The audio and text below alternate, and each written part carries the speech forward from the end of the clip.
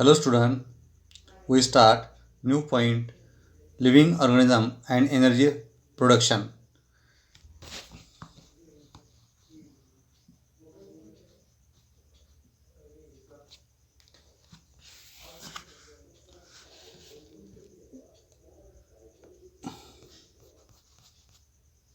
Observe and label the diagram given on a screen.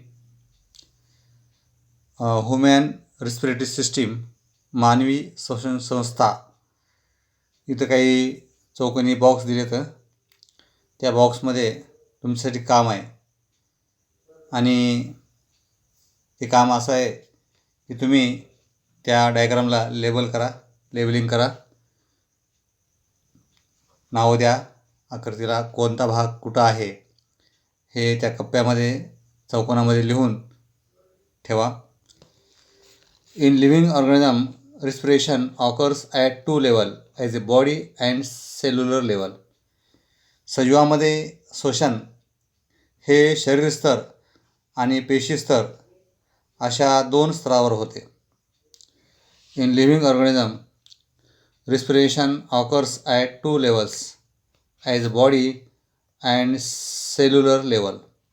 सजीवामध्ये श्वसन हे शरीर स्तर आणि पेशी स्तर अशा दोन स्तरावर होते. Oxygen and carbon dioxide are exchanged between body and surrounding in case of respiration occurring at a body level. In case of respiration at cellular level, food stuffs are oxidised either with or without help of oxygen. बघा, या ठिकाणी शरीर स्तरावर होणाऱ्या शोषणामध्ये oxygen आणि carbon dioxide जे वायू असतात त्यांची अदलाबदल होत असते, वातावरणामध्ये देवाणघेवाण होत असते. तर पेशी स्तरावर होणाऱ्या शोषणामध्ये अन्नपदार्थाचे ऑक्सिजनच्या मदतीने अथवा त्याच्या विना त्या पेशीमध्ये त्याचं ऑक्सिडीकरण त्या ठिकाणी होत असतं आणि ऊर्जा मुक्त होत असते, फ्री होत असते.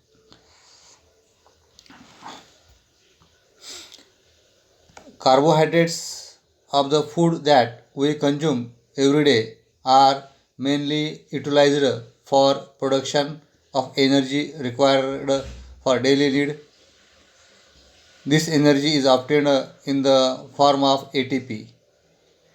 आपण जे अन्नपदार्थ खातो ते अन्नपदार्थ, त्या अन्नपदार्थामध्ये प्रामुख्याने कर्बोदक असतात आणि ते कर्बोदक आपल्याला जी रोजच्या जीवनामध्ये ऊर्जा जी आवश्यक असते ती ऊर्जा या कर्बोदकापासून आपल्याला मिळत असते.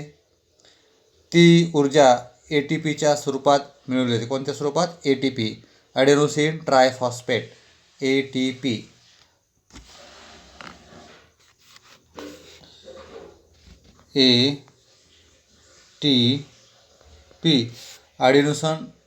ॲडेनोसिन ट्रायफॉस्फेटच्या रेणूमध्ये ही ऊर्जा साठवली जाते. For this purpose glucose, a type of carbohydrates, is oxidised step by step in the cell. This is called as a cellular respiration. Cellular respiration occurs among this living organism by the two methods.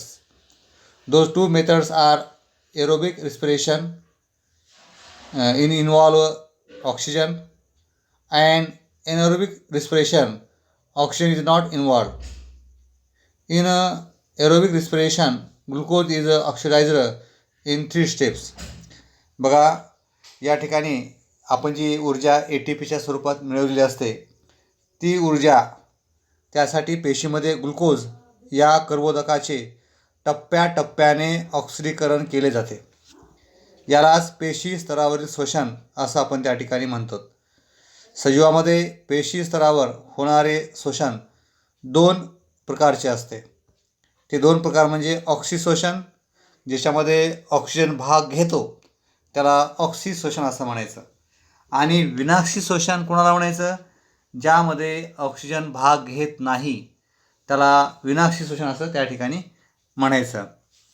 तर या ठिकाणी ऑक्सिश्वसन आणि विनाक्षी श्वसन, ज्या शोषणामध्ये oxygen असतो त्याला ऑक्सिशोषण असं म्हणतात, आणि ज्या शोषणामध्ये ऑक्सिजन नसतो त्याला विनाक्षी शोषण असं त्या ठिकाणी म्हणायचं, विनाक्षी शोषण असं त्या ठिकाणी म्हणायचं.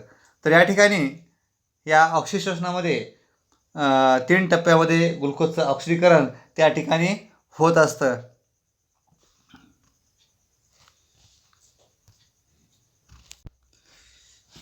तर या ठिकाणी आपण आता ग्लायकोलिसिस म्हणजेच ग्लुकोज विघटन म्हणजे काय हे आपण या ठिकाणी आता समजून घेऊ. ग्लायकोलिसिस, ग्लुकोज विघटन.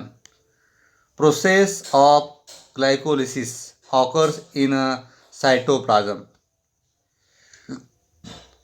A molecule of glucose is oxidized step by step in this process, and 2 molecules of each, for example pyruvic acid, ATP, NADH2 and water are formed.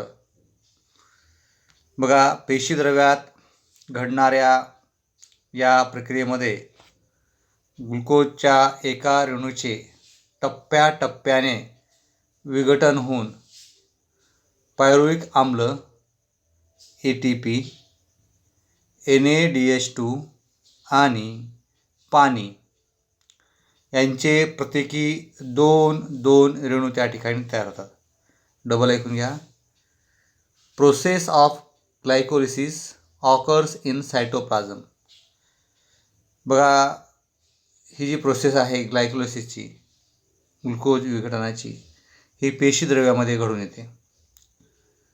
A molecule of glucose is oxidised step by step in this process, and 2 molecules of each, pyruvic acid, ATP, NADH2 and water are formed.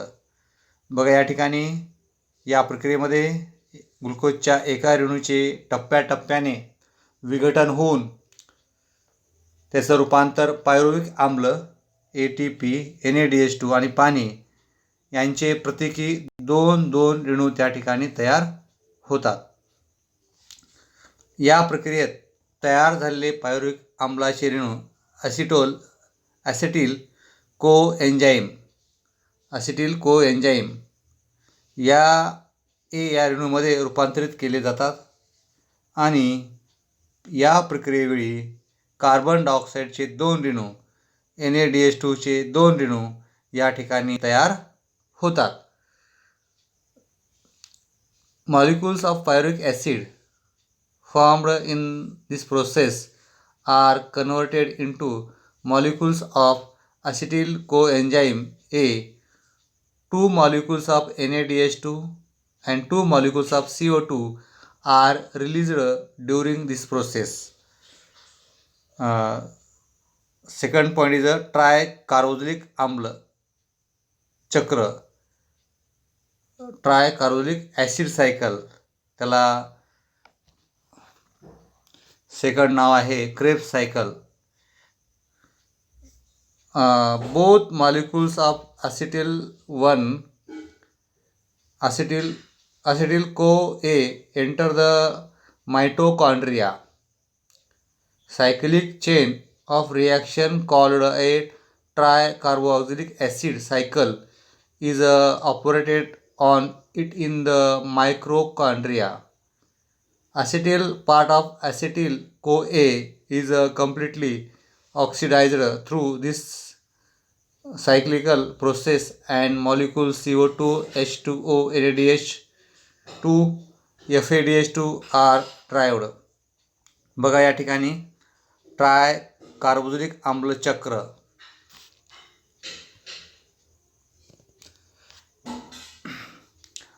Acetyl कोएन्झाईम ए चे रेणू तंतुकणिकेमध्ये जातात.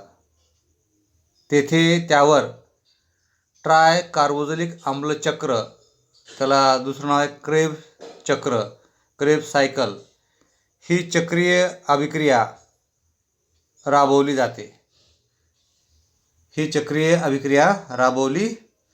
जाते. या अभिक्रियेद्वारे acetyl को enzyme ए च्या रेणूतील ॲसिटिलचे पूर्णपणे ऑक्सिडीकरण त्या ठिकाणी केले जाते आणि त्याद्वारे कार्बन डायऑक्साईड, पाणी, NaDH2, FADH2 आणि ATP चे रेणू त्या ठिकाणी मिळतात.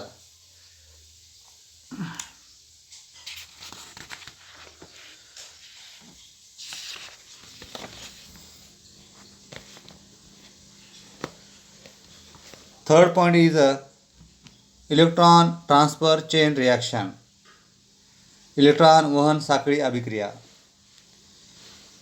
या ठिकाणी ही माइटोकॉन्ड्रिया आणि ट्रायकार्बोनिक ॲसिड सायकल या ठिकाणी दाखवलेली आहे. तंतुकणिका आणि ट्रायकार्बोनिक आम्ल चक्र या ठिकाणी दाखवलेलं आहे.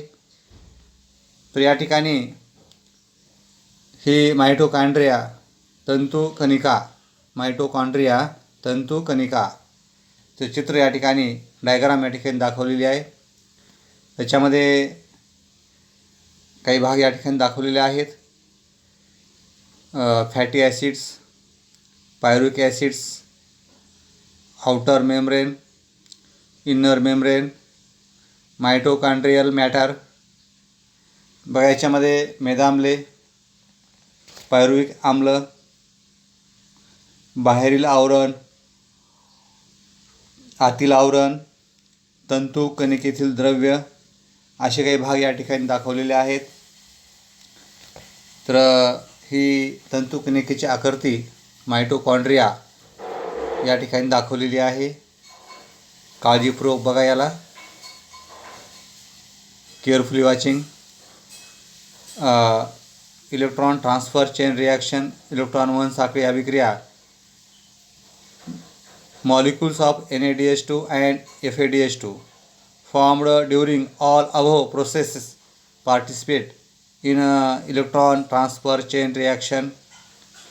Due to this, 3 molecules of ATP are obtained from each NaDH2 molecules and 2 molecules of ATP from each FADH2 molecules. Beside ATP, water molecules are also formed in this reaction. Electron transfer chain reaction is operated in mitochondria only. बघा या ठिकाणी electron वहन साखळी जी आहे ही साखळी तंतुकणिकेमध्ये राबवली जाते. या ज्या काही प्रक्रिया या ठिकाणी होत असतात त्या प्रक्रियेच्या वेळी तयार झालेल्या NaDH2 च्या प्रत्येक रेणूपासून 3 आणि FADH च्या प्रत्येक रेणूपासून 2 ATP चे रेणू त्या ठिकाणी मिळतात. या प्रक्रियेमध्ये ATP च्या रेणू व्यतिरिक्त पाण्याचेही रेणू तयार होतात.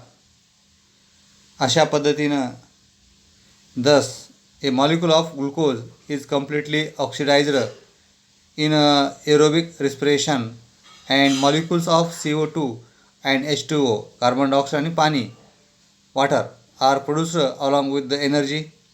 अशा पद्धतीनं ऑक्सिशोषणामध्ये ग्लुकोजचं पूर्ण ऑक्सिडीकरण म्हणजे विघटन, ऑक्सिडीकरण म्हणजे काय, विघटन या ठिकाणी होतं आणि या ऊर्जेबरोबरच त्या ठिकाणी कार्बन डायऑक्साईड आणि पाणीचे रेणू त्या ठिकाणी काय होतात, तयार होतात.